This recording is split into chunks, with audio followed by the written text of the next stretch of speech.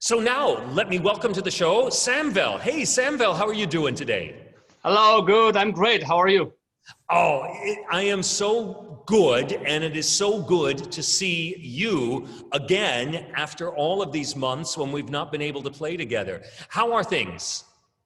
Things are great. I'm trying to stay busy since this whole pandemic thing, doing different projects. But yeah, everything is great. I'm healthy and positive, and that's the most important thing, I guess. That is absolutely right. That is the most important thing. And all of us who are healthy, we can be very thankful for that, indeed. Yes. So let me ask you some questions about yourself so our fans and patrons can get to know you. So where are you from? Where were you born?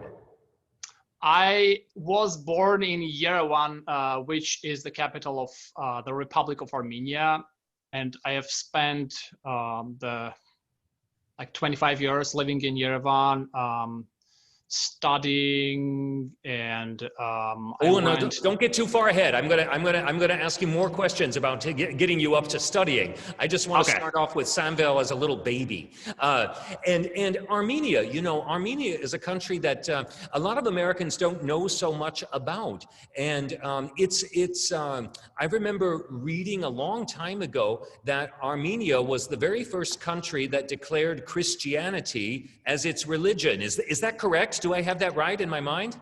Yes, it is absolutely correct. We were the first country to adopt the Christianity as a national religion in the year of 301. Wow! And You mean yes, 301? yes, that is correct. Wow. So that's a few years ago. It is. Almost 1700, I guess. Yeah. So how did you first come into contact with music? Was someone in your family or in school? How did you first hear music? What do you remember? My mom used to sing in a choir. So although she was not a professional singer or a musician, but she always wanted her kids to, get exposed to music Mhm. since the early age. So what I remember, the first thing was that one day she just grabbed my hand and she goes, "Well, we're going to a music school, and you're gonna start taking some music classes and lessons." And I was not quite excited, honestly.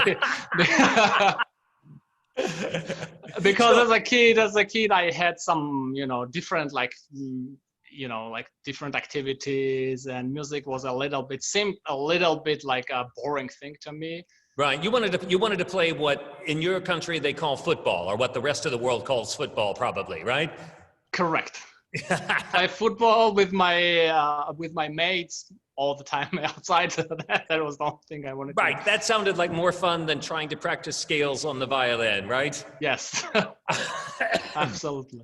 But pardon me. So, but one day you obviously decided, hey, this violin, I actually kind of love it. What was that like? That was well, when I first started, I remember I was pushed quite a lot to practice the instrument, because I was not taking it seriously.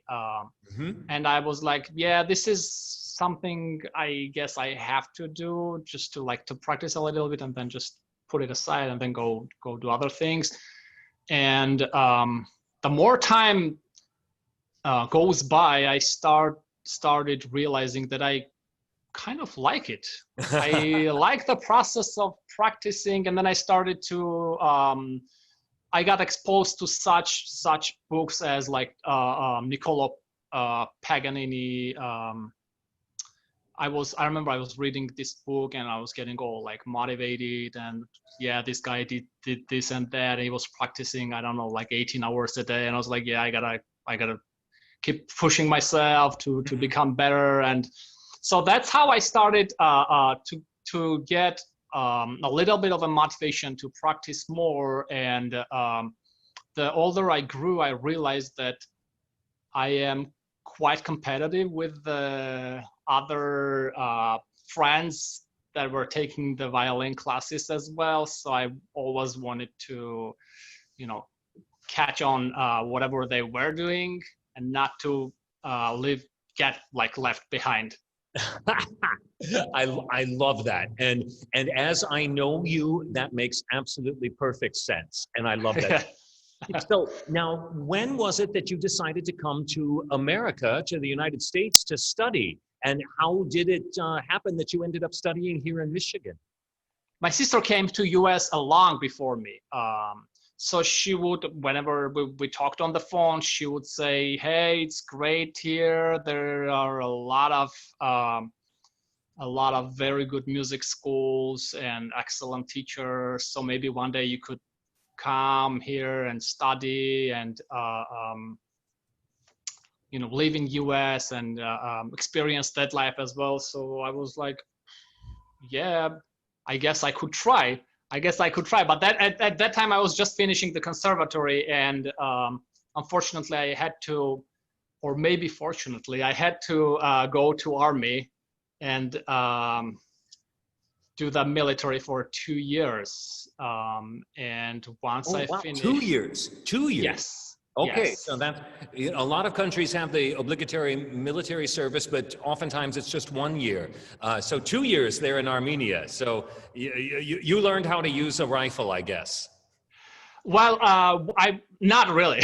I mean, we experienced it a few times, but a main thing was we were the main military band of the National Guard, so to speak. So, and we were like under the president of Armenia, and our main thing was playing wind instruments and brass. So I myself was playing an instrument called tenor, euphonium. I guess that's yeah. So I played the euphonium for 2 years, and I remember it was a lot of fun. It was a lot of fun. We were practicing for a few hours a day, and then once I started to get better at it, and we just started to have a lot of fun with although this instrument is used mainly for accompanying like other instruments, right? Like in the military marches.